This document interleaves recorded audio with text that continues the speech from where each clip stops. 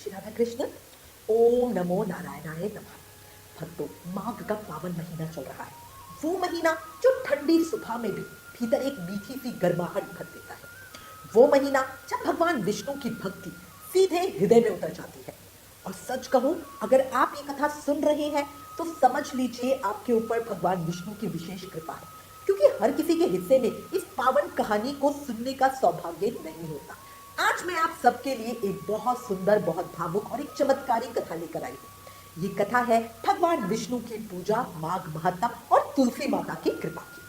हाँ भक्तों, इस वीडियो को पूरा जरूर सुनिएगा, क्योंकि कहते हैं कथा सुनना भी तप है और मन से सुन लेना सबसे बड़ा जप है। चलिए शुरुआत करते हैं एक जयकारे के साथ। बोलो लक्ष्मी नारायण भगवान की जय, बोलो तुलसा महारानी की जय, बोलो माघ मास के ठाकुर की जय। भक्तों, माघ मास में सुबह का समय बहुत खास माना गया है। शास्त्र कहते हैं ब्रह्म मुहूर्त में उठना, उस ठंडी हवा में स्नान करना और फिर प्रभु के चरणों में भक्ति रखना, ये इंसान के पुराने से पुराने दुखों का ताला खोल देता है। कई लोगों की मनोकामनाएं वर्षों से अटकी होती है। कोई कहता है काम नहीं बन रहा, कोई कहता है घर में शांति नहीं, कोई कहता है पैसा आता है पर टिकता नहीं, कोई कहता है विवाह में अड़चन आ रही है, कोई कहता है संतान सुख नहीं है। और कई लोग तो ऐसे भी होते हैं जो बाहर से तो हंसते हैं लेकिन भीतर से रोज टूटते हैं, रोते हैं। ऐसे में माघ मास की भक्ति एक सहारा बन जाती है। और तुलसी माता तो वो देवी है जो बिना बोले भी भक्त की पीड़ा पहचान लेती है। अब मैं आपको बताती हूँ माघ मास में भगवान विष्णु की पूजा कैसे करनी चाहिए, बड़े आसान शब्दों में, ठीक वैसे जैसे घरों में बुजुर्ग बताते हैं। सुबह सूर्योदय से पहले उठिए, चेहरे पर ठंडी हवा लगेगी, लेकिन वही हवा आपके भाग्य को जगाएगी। सबसे पहले शीतल जल से स्नान कर लीजिए। अगर बहुत ठंड हो तो थोड़ा गुनगुना पानी मिला लें, लेकिन मन में ये भाव जरूर रखें, हे प्रभु, मैं शरीर नहीं अपना अहंकार धो रहा हूँ। फिर पूजा स्थान साफ कीजिए, भगवान विष्णु को स्नान करवाइए, तिलक लगाइए, सुंदर वस्त्र पहनाइए और सबसे जरूरी भगवान को तुलसी दल जरूर अर्पित कीजिए, क्योंकि भक्तों, विष्णु जी का श्रृंगार बिना तुलसी के ऐसे है जैसे दीपक बिना पानी। फिर भोग लगाइए, खीर, फल, पंचामृत, ये जो भी आपके लिए संभव हो, लेकिन प्रेम से। और पूजा के बाद माघ महात्म की पावन कथा जरूर सुनिए, तुलसी माता की कथा सुनिए और श्रीमद् भगवद गीता का एक अध्याय भी अगर आप रोज पढ़ें तो जीवन की दिशा बदल सकती है। अब भक्तों, कथा का असली रस शुरू होता है यहाँ से। आज मैं आपको तुलसी महारानी की एक ऐसी पावन कहानी सुनाऊंगी जो कई घरों में पीढ़ियों से कहीं सुनी जाती है। और लोग कहते हैं जिस घर में तुलसी का नाम चलता है उस घर से दुर्भाग्य बाहर चला जाता है। तो चलिए कथा शुरू करते हैं। बहुत समय पहले की बात है, एक गांव में एक परिवार रहता था। घर में माँ थी, एक बेटा था और उसकी छोटी बहन। बहन का नाम था रानी। रानी बहुत सीधी, बहुत भोली, लेकिन उसकी सबसे बड़ी ताकत थी उसका विश्वास। वो दिन भर काम करती थी, घर का झाड़ू पोछा, चूल्हा चौका, पानी भरना, सब कुछ। लेकिन उसके होठों पर एक ही नाम रहता, तुलसा महारानी, तुलसा महारानी, तुलसा महारानी, तुलसा महारानी। वो काम करते करते भी अपनी तुलसी माता को याद करती रहती थी, उनका नाम जाप करती रहती थी, जैसे सांसों में ही भक्ति बस गई हो, बस ऐसे। कभी झाड़ू लगाते हुए बोलती तुलसा महारानी, तुलसा महारानी, कभी पानी भरते हुए बोलती रहती तुलसा महारानी, कभी तुलसा महारानी, रोटी बनाते बनाते बोलती रहती मेरी तुलसा महारानी, मेरी तुलसा महारानी। और सच कहूं भक्तों, नाम में बड़ी ताकत होती है। नाम ऐसा रस है जो पत्थर जैसे भाग्य को भी पिघला देता है।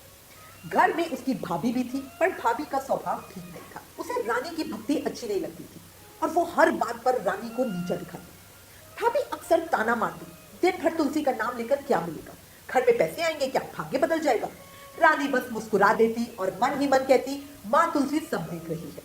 अब एक दिन की बात है, रानी के भाई के घर कुछ मेहमान आने वाले थे। भाभी ने खूब तैयारियां शुरू कर दी, लेकिन घर के हालात ठीक नहीं थे। अनाज बहुत कम था, सामान बहुत कम, ऊपर से मेहमान बहुत ज्यादा। भाभी परेशान, घर में चिड़चिड़ाहट और बात बात पर लड़ाई। कुछ ही देर में गांव के कुछ बड़े लोग और फिर रिश्तेदार दरवाजे में आ गए।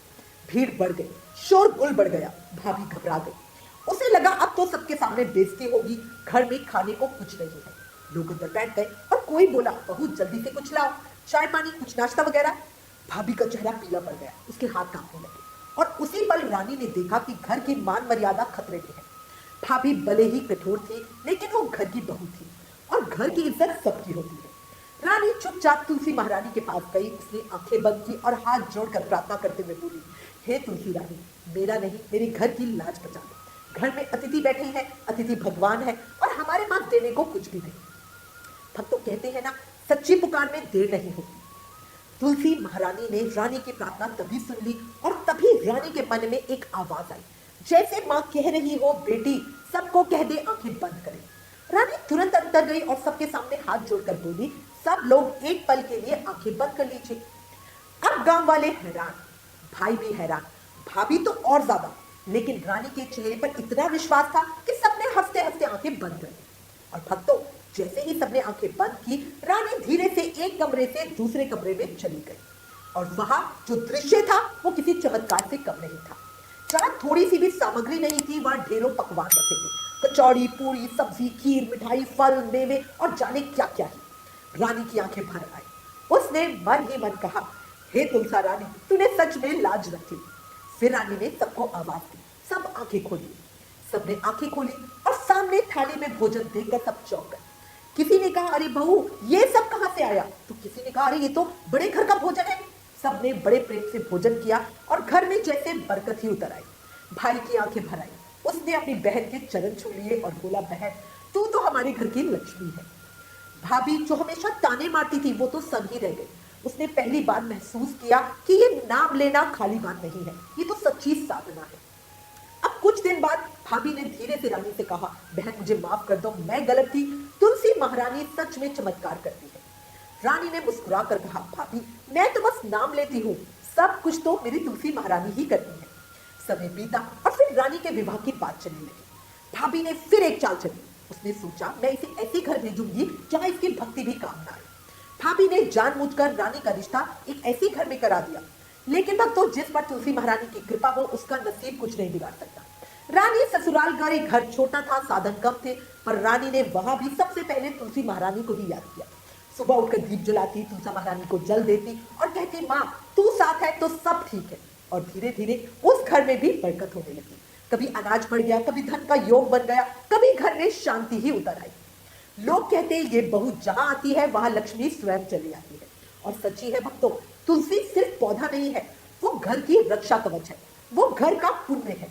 इसलिए तो कहा गया है, हर घर के आंगन में तुलसी, तुलसी बड़ी महान है। जिस घर ये तुलसी रहती वो घर स्वर्ग समान है। अब भक्तों, इस कथा का संदेश बहुत साफ है। अगर मन सच्चा हो तो छोटी सी पूजा भी बड़ा फल देती है।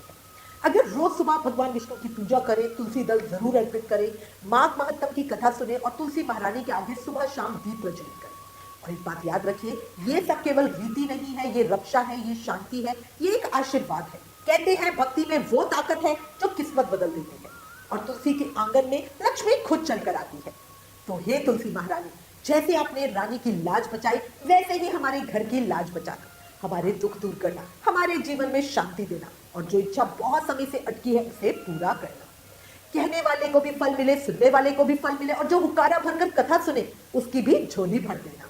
प्रेम से बोलो, तुलसी महारानी की जय हो, लक्ष्मी नारायण भगवान की जय हो। भक्तों, अगर आपको ये कथा अच्छी लगी हो तो वीडियो को लाइक शेयर जरूर करें, अपने परिवार और दोस्तों में इसे शेयर करें। और अगर आपने हमारे चैनल को अभी तक सब्सक्राइब नहीं किया तो जल्दी से करें।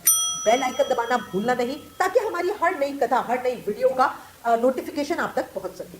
कमेंट बॉक्स में जरूर लिखिए, तुलसी महारानी की जय, लक्ष्मी नारायण भगवान की जय। राधे राधे।